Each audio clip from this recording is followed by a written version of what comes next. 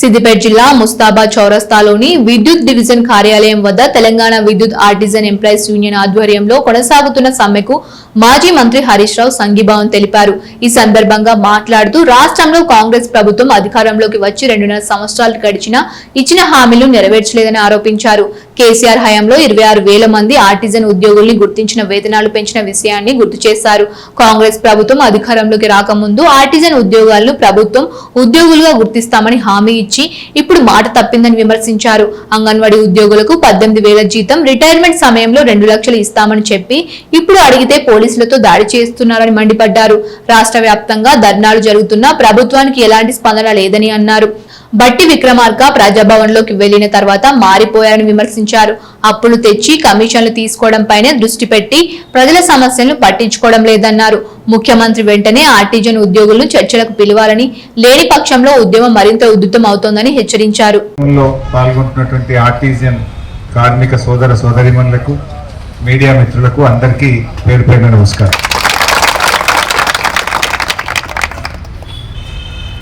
రాష్ట్రంలో అన్ని వర్గాలకు కూడా హామీలు ఇచ్చి ఇది ఇందిరమ్మ ప్రభుత్వం రాబోతుందని, ఇది సోనియా గాంధీ మాట అని, రాహుల్ గాంధీ మాట అని అధికారంలోకి వచ్చిన కాంగ్రెస్ ప్రభుత్వం 2.5 ఏళ్ళైనా ఏ ఒక్క హామీ కూడా నిలుపుకున్నటువంటి పరిస్థితి లేదు. ఆనాడు కేసీఆర్ గారి ప్రభుత్వంలో ఈ కార్మికులను కేసీఆర్ గారు గుర్తించి 26,000 మందికి వేతనాలు పెంచి ఆర్టిజన్లుగా గుర్తించింది ఆనాటి బీఆర్ఎస్ ప్రభుత్వం. 2016 సంవత్సరంలోనే దాదాపు 26,000 మందిని ఆర్టిజన్లుగా గుర్తించి మంచి వేతన ఒప్పందాన్ని ఆనాటి ప్రభుత్వం చేసింది. సరే, కొంతమంది ఈపీఎఫ్ కారణాల వల్ల కొద్దిమంది కార్మికులు మిగిలిపోయినారు. ఎన్సీడీఎల్లో మీటర్ రీడింగ్ కార్మికులను మిగిలిపోయినటువంటి పరిస్థితి ఉంది. సరే, మీరు ఇప్పుడు 2016, 2026 అంటే 10 ఏళ్ళు అయింది. ఈ గవర్నమెంట్ వచ్చి 2.5 సంవత్సరాలు అయింది. వీళ్ళు ఆ రోజు ఏమన్నారు? మిమ్మల్ని ప్రభుత్వ ఉద్యోగులుగా గుర్తిస్తాం, రెగ్యులరైజ్డ్ ఉద్యోగులుగా గుర్తిస్తాం, అన్నీ చేస్తామని చెప్పి ఆ రోజు హామీ ఇచ్చారు. ఇట్లా మీలాగా చాలా మందికి ఇచ్చారు. సర్వశిక్ష అభియాన్ అని ఉంటుంది, ఏది స్కూళ్ళల్లో చదువులు చెప్పే టీచర్. సర్వశిక్ష అభియాన్ ఉద్యోగులందరూ సమ్మె చేస్తే రేవంత్ రెడ్డి గారు అక్కడికి వెళ్ళి ఇదో పెద్ద పని, మా గవర్నమెంట్ వస్తే ఛాయ్ తాగినంత సేపట్లో మిమ్మల్ని రెగ్యులరైజ్ చేస్తాను, ఛాయ్ తాగినంత సేపట్ల రెగ్యులరైజ్ చేసేస్తే మిమ్మల్ని అన్నాడు. 2.5 ఏళ్లలో ఎన్ని ఛాయలు తాగినావు రేవంత్ రెడ్డి? మరి మా ఎస్ఎస్ఏ ఉద్యోగులు గుర్తొచ్చిందా నీకు? అట్లే ఉపాధి హామీలో పనిచేస్తారు.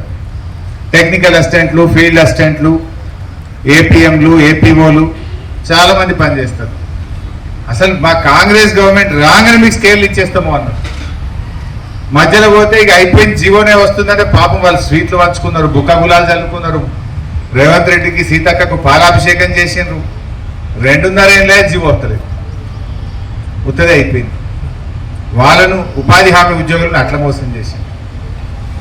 అంగన్వాడీ టీచర్లకు 18,000 జీతం ఇస్తాం, రిటైర్మెంట్కు 2 లక్షలు ఇస్తామని మాటిస్తే వాళ్ళు పాలాభిషేకం చేసింది. 2 ఏళ్ళే 18,000 జీతం వచ్చింది లేదు. ఏమైందని అడుగుదామని హైదరాబాద్ పోతే పోలీసు వాళ్ళతో కొట్టించుడు, గుర్రాలతో దొక్కించుడు. ఆశా వర్కర్లు మిమ్మల్ని ప్రభుత్వ ఉద్యోగులుగా గుర్తిస్తాం, 18,000 వేతనం ఇస్తాము అని వాళ్ళకి చెప్పింది. మొన్న ఆశాలు అసెంబ్లీ జరిగేటప్పుడు హైదరాబాద్కి వస్తే పోలీసులతో కొట్టిస్తే స్పృహ తప్పి పడిపోయిన పరిస్థితి ఏర్పడ్డది. ఇక మా విద్యుత్ ఉద్యోగులు ఆర్టిజన్లు పోయినసారి మీరు అక్కడ స్ట్రైక్ చేసిండ్రు. ఏడా మన నెక్లెస్ రోడ్లో పెద్ద ఎత్తున స్ట్రైక్ రాత్రంతా చేసిండ్రు. ఇక పొద్దుగాల చర్చకు పిలుస్తున్నాం, అయ్యే పోతుంది, ఇక స్ట్రైక్ విరమించుకోండి అంటే నమ్మి మీరు విరమించుకున్నారు. ఏమైనా జరిగిందా? కనీసం మళ్ళీ మాట్లాడింది కూడా లేదు, ఊరట లేదు, ఓ భరోసా మాట లేదు. ఇక లేదు భయ్, కొంతమందికి ఇప్పుడు ఇంత పెంచుతున్నాం, ఇంకొద్దిగా టైం ఏంటని అడగాలి కదా, పద్ధతి లేదు కనీసం. ఇవాళ రాష్ట్ర వ్యాప్తంగా 16,000 మంది, 27,000 మంది సమ్మె చేస్తున్నారు. రాష్ట్ర వ్యాప్తంగా 27,000 మంది సమ్మె చేస్తే ఈ ప్రభుత్వాన్ని చీమగుట్టినట్లేదు. ఇంకా ఏమంటాడు? ఎస్మా చట్టం ప్రయోగిస్తా, సమ్మె చేసే వాళ్ళకి యాక్సిడెంట్లు అయితే మీకు మెడికల్ ఇన్సూరెన్స్ వర్తించదు, మిమ్మల్ని టర్మినేట్ చేస్తాం, ఇదేనా ప్రజాపాలన అంటే?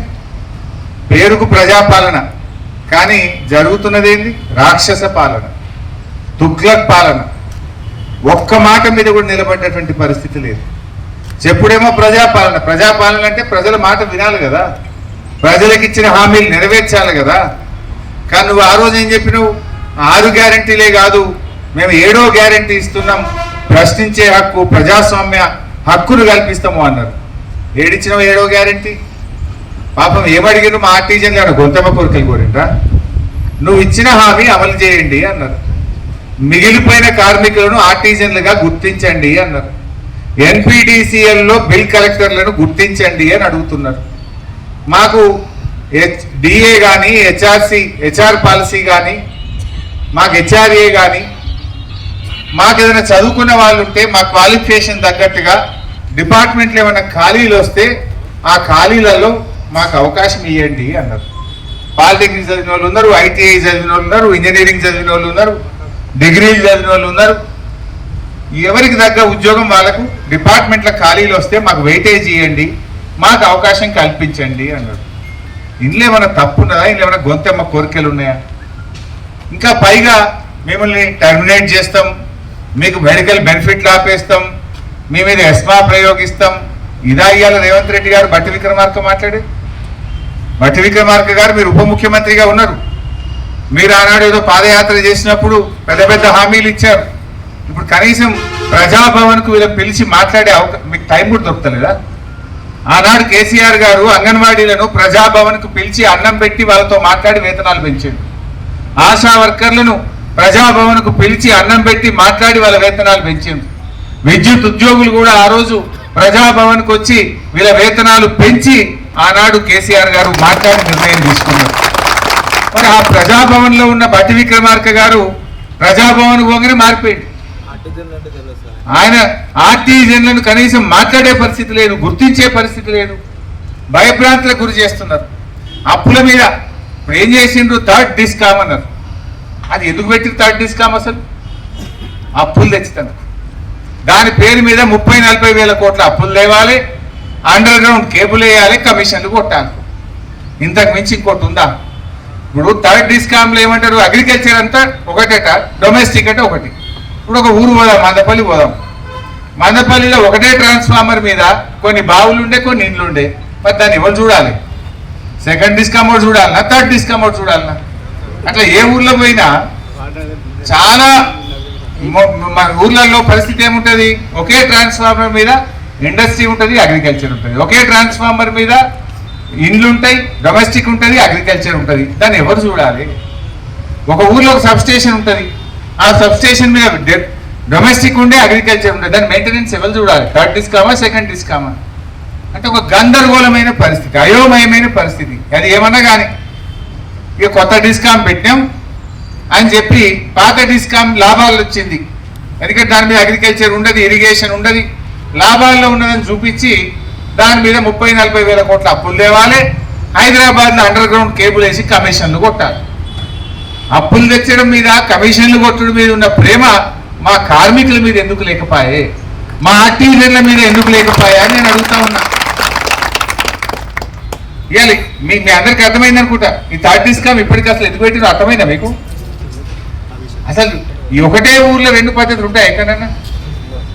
ఏ ఊర్లో పోయినా ఇంట్లో 300-400 ఉంటాయి, బావులే 400 ఉంటాయి. బాయిలకో ఏయి, ఇళ్ళకో ఏయి ఉంటాడు ఎవడన్నా? బాయిలకో లైన్మెన్, ఇళ్ళకో లైన్మెన్ ఉంటాడా?